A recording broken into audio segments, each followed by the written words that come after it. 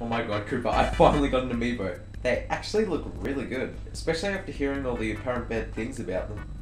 I don't know, Fletch, these things are addictive. I'd be careful. You better not start throwing our hard-earned money on simple toys. Think of all the other useful things we can buy.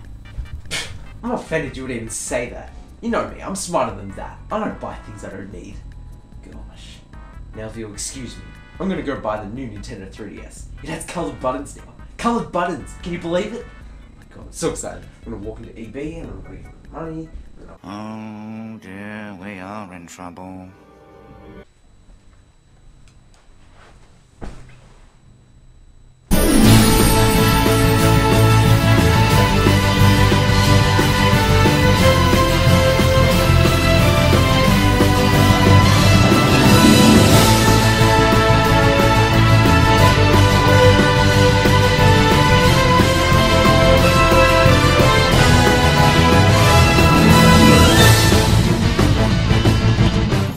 Hey guys, so today we're going to take a look at the Amiibo series, and more specifically, the Mario Amiibo. I got Mario because I thought he would be the most functional and most used, and as well as because, well, Mario is my favourite character in the new Smash Bros, believe it or not. I know, very mainstream, but let's be honest, that doesn't matter. So yeah, before we get into the actual functions and like how it's used in the game so far, let's take a look at the actual design. So, I have opened this already, so I have been lying to you, but let's do a little emulation of my unboxing. It's just like getting a new Amiibo. Oh, yeah, don't need this. Oh yeah, and you can't keep it in the box if you're a collector because it doesn't actually scan. Well, you can keep it in the box, but it won't work with the game. But yeah, here's Mario.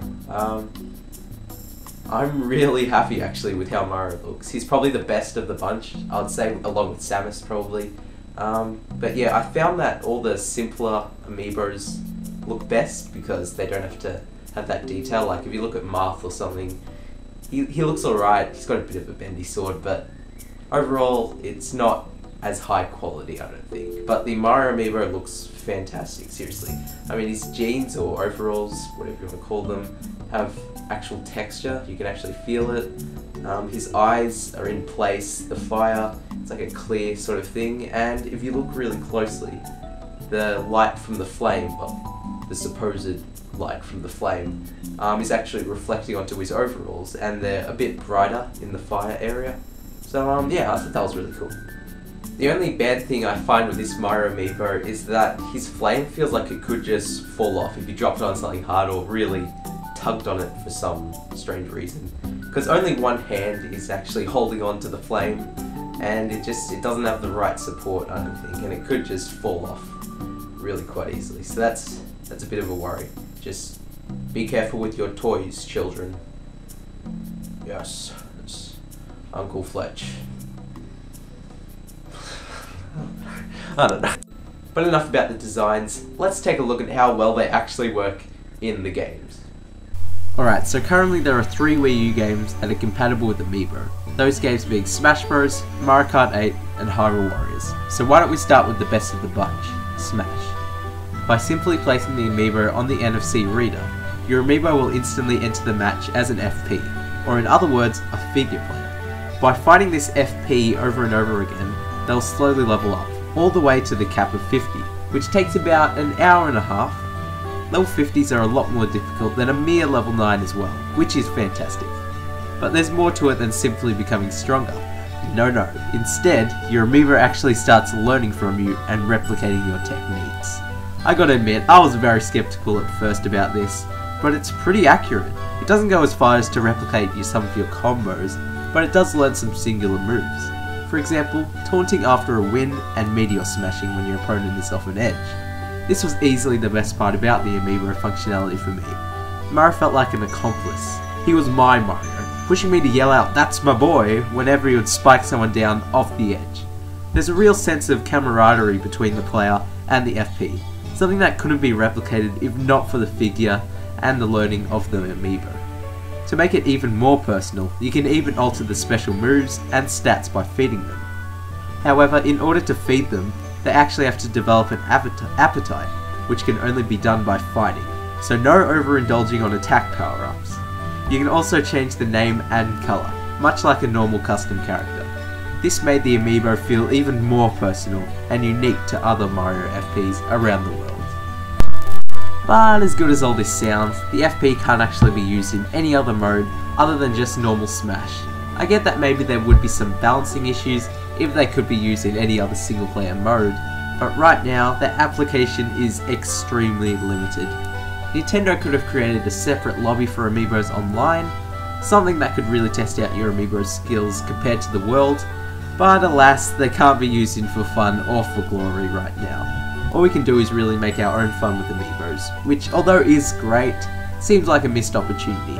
But overall, I was really happy with how Smash handled Amiibos, and I can't deny that I have grown rather fond of a toy.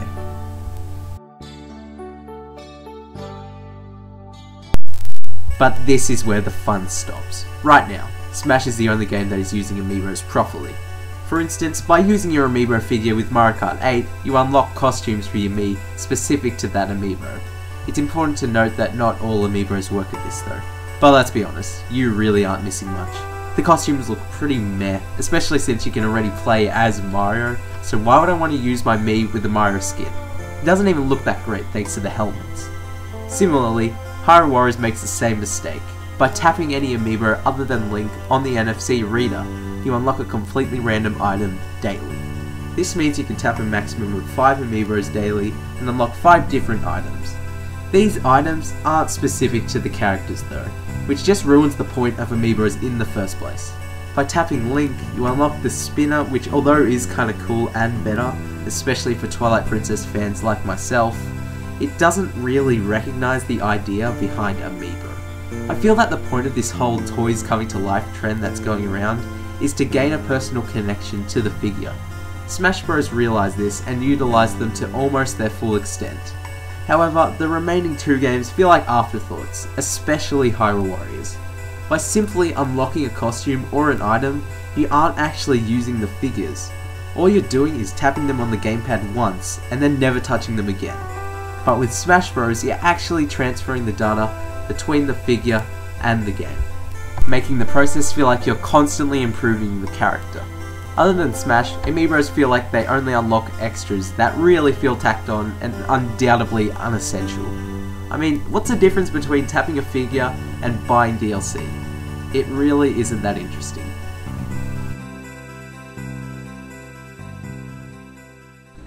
So overall, Amiibos are very average as of today. Smash Bros is really the only game that's using them to their full potential. Every other game right now just feels like it could have been DLC or something. I don't know. But if you're a Nintendo fan, then you probably already got one of these, or maybe all of these, if you're really into that sort of thing. But for non-Nintendo fans, then I don't think you're really going to get anything special from this. So from a purely gameplay perspective, it isn't fantastic as of today, and seeing the list of games that are coming out to use Amiibos, I feel like that's just going to continue and keep that trend, because although we may think we'd like to think that Nintendo is a perfect company, they care about the customers, don't care about money or anything, we have to remember that they are a company and companies want money, and that's really their pure big goal in the world, really, and it's just what society's become. That got deep really quickly. But thanks for listening to my thoughts, and I'll see you all in my next video, guys. Bye for now.